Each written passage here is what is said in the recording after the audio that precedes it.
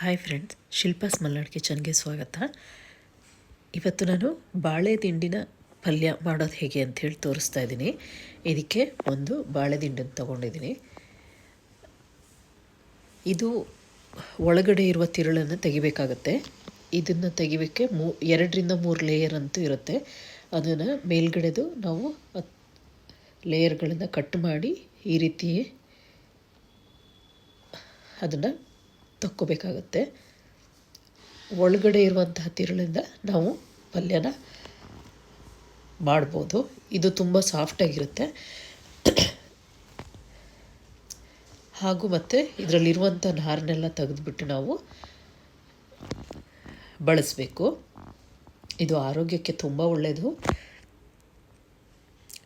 ಈ ರೀತಿಯ ಕಟ್ ಮಾಡಿಕೊಂಡು ಅದರಲ್ಲಿ ಬರುವಂತಹ ನಾರನ್ನೆಲ್ಲ ಈ ರೀತಿ ನಾವು ತೆಗಿಬೇಕಾಗತ್ತೆ. ನಾನು ತೋರಿಸ್ತಾ ಇದ್ದೀನಿ. ಈ ರೀತಿಯಲ್ಲಿ ತಕ್ಕೋಬೇಕು ಪೂರ್ತಿಯಾಗಿ.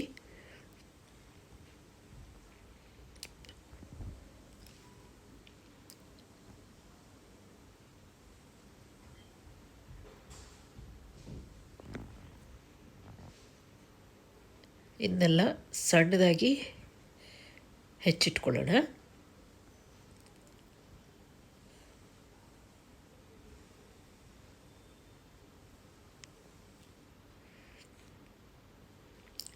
ಈ ರೀತಿಯಾಗಿ ಸಣ್ಣದಾಗಿ ಹೆಚ್ಚಿ ನಾನು ಒಂದು ಬೌಲ್ನಲ್ಲಿ ಉಪ್ಪು ಹಾಕಿರುವಂತಹ ನೀರನ್ನು ತಗೋತಾ ಇದ್ದೀನಿ. ಅದಕ್ಕೆ ಇದನ್ನು ಹಾಕ್ಕೊಳ್ಳೋಣ. ಇದಿಲ್ಲ ಅಂದರೆ ಕಪ್ಪಾಗಿಬಿಡುತ್ತೆ. ಅದಕ್ಕೋಸ್ಕರ ಅದರಲ್ಲಿ ಹಾಕ್ತಾಯಿದ್ದೀನಿ. ಇಲ್ಲಾಂದರೆ ನೀವು ತೆಳು ಮಜ್ಜಿಗೆ ಒಳಗೂ ಸಹ ಇದನ್ನ ಹಾಕ್ಕೊಳ್ಬೋದು. ಈ ರೀತಿಯಾಗಿ ಎಲ್ಲ ಹೆಚ್ಚಿಬಿಟ್ಟು ಪೂರ್ತಿಯಾಗಿ ಆ ರೀತಿ ನೀರಿನಲ್ಲಿ ಹಾಕ್ಬಿಟ್ಟು, ನೀರಿನಲ್ಲೂ ಸಹ ನೀವು ಈ ರೀತಿ ದಾರ ಬಂದರೆ ಅದನ್ನು ತೆಗಿಬೇಕಾಗತ್ತೆ, ಎಳೆಯನ್ನು.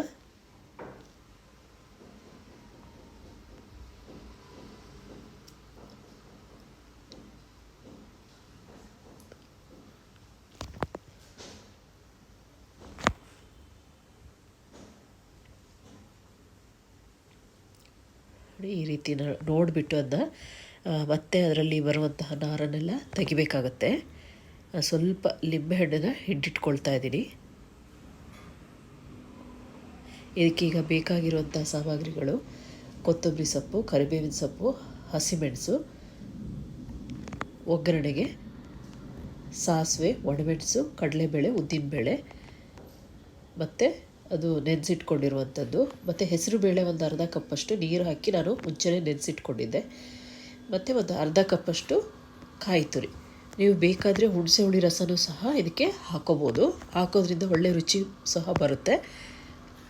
ಈಗ ಒಂದು ಬಾಣಲೆಯಲ್ಲಿ ಎಣ್ಣೆ ಹಾಕ್ಕೊಂಡಿದ್ದೀನಿ. ಎಣ್ಣೆ ಕಾದ ನಂತರ ಸಾಸಿವೆನ ಹಾಕ್ಕೊಳ್ತಾ ಇದ್ದೀನಿ. ಸಾಸಿವೆ ಸಿಡಿದ ನಂತರ ಉದ್ದಿನಬೇಳೆ ಮತ್ತು ಕಡಲೆಬೇಳೆಯನ್ನು ಹಾಕ್ಕೊಳ್ತಾ ಇದ್ದೀನಿ. ಇದನ್ನು ಚೆನ್ನಾಗಿ ಫ್ರೈ ಮಾಡ್ಕೊಳ್ಳೋಣ.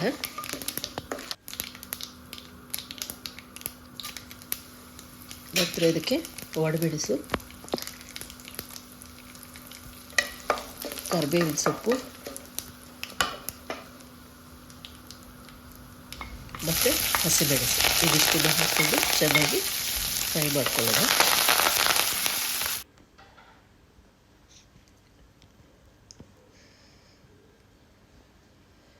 ಇದು ನಾನು ಒಂದು ಅರ್ಧ ಗಂಟೆ ಮುಂಚೆನೇ ಹೆಸರು ಬೇಳೆಯನ್ನು ನೆನೆಸಿಟ್ಕೊಂಡಿದ್ದೆ ನೀರಿನಲ್ಲಿ. ಈಗ ಇದನ್ನು ಹಾಕ್ಕೊಳ್ತಾ ಇದ್ದೀನಿ. ಬರೀ ಹೆಸರು ಬೇಳೆಯನ್ನು ಮಾತ್ರ ಹಾಕ್ಕೊಳ್ಳಿ.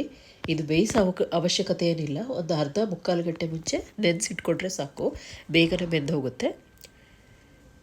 ಈಗ ಚೆನ್ನಾಗಿ ಫ್ರೈ ಮಾಡಿಕೊಂಡು ನಾವು ಹೆಚ್ಚಿಟ್ಕೊಂಡಿರುವಂತಹ ಬಾಳೆ ದಿಂಡನ್ನು ಚೆನ್ನಾಗಿ ನೀರನ್ನೆಲ್ಲ ಹಿಂಡಿಬಿಟ್ಟು ಬರೀ ಬಾಳೆ ದಿಂಡನ್ನು ಹಾಕ್ಕೊಳ್ತಾ ಇದ್ದೀನಿ ಒಗ್ಗರಣೆಗೆ.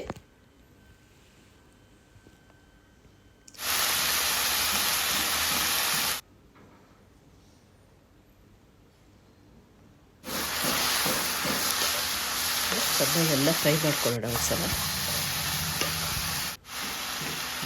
ಸ್ವಲ್ಪ ಅರಿಶಿನ ಪುಡಿನೂ ಹಾಕ್ಕೊಳ್ತಾ ಇದ್ದೀನಿ. ನಾನು ಮುಂಚೆ ನಿಮ್ಗೆ ಹೇಳ್ದಂಗೆ ಬೇಕಾದರೆ ಸ್ವಲ್ಪ ಹುಣಸೆ ಹುಳಿ ರಸ ಹಾಕೋದ್ರಿಂದಲೂ ಒಳ್ಳೆ ರುಚಿಯನ್ನು ಸಹ ಕೊಡುತ್ತೆ. ಸ್ವಲ್ಪ ಉಪ್ಪನ್ನು ಹಾಕ್ಕೊಂಡು ಚೆನ್ನಾಗಿ ತಿರುಗಿಸ್ಕೊಳ್ತಾ ಇದ್ದೀನಿ.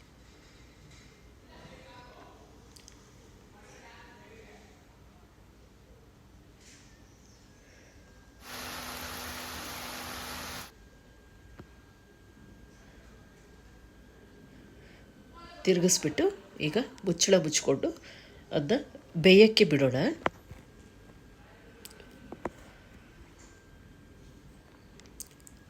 ಒಂದು 5ರಿಂದ 10 ನಿಮಿಷ ಆದ ತಕ್ಷಣ ಮುಚ್ಚಳವನ್ನು ತೆಗೆದುಬಿಟ್ಟು ಸಣ್ಣಾಗಿ ಫ್ರೈ ಮಾಡಿಕೊಂಡೆ. ಈಗ ಅದಕ್ಕೆ ಒಂದು ಅರ್ಧ ಕಪ್ಪಷ್ಟು ನೀರನ್ನು ಹಾಕ್ಕೊಳ್ತಾ ಇದ್ದೀನಿ. ಜಾಸ್ತಿ ನೀರು ಹಾಕಬೇಡಿ, ಸ್ವಲ್ಪನೇ, ಅದು ಆಲ್ರೆಡಿ ಅದು ಬೆಂದಿರುತ್ತೆ. ಬೇಕಾದರೆ ಸ್ವಲ್ಪ ಒಂದು ಅರ್ಧ ಕಪ್ಪಷ್ಟು ನೀರನ್ನು ಹಾಕ್ಕೊಂಡು ಸ್ವಲ್ಪ ಮುಚ್ಚಳ ಮುಚ್ಚಿ ಬೇಯಿಸ್ಕೊಳ್ಳೋಣ. ಅದಕ್ಕೆ ಬೇಕಾದರೆ ನೋಡಿಕೊಂಡು ಉಪ್ಪನ್ನು ಮತ್ತೆ ಸೇರಿಸ್ಕೊಳ್ಳಿ.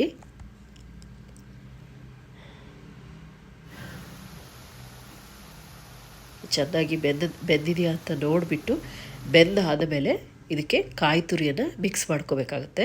ಮತ್ತು ಹೆಚ್ಚಿಟ್ಕೊಂಡಿರುವಂತಹ ಕೊತ್ತಂಬರಿ ಸೊಪ್ಪು ಹಾಕ್ಬಿಟ್ಟು ಚೆನ್ನಾಗಿ ಮಿಕ್ಸ್ ಮಾಡಿ.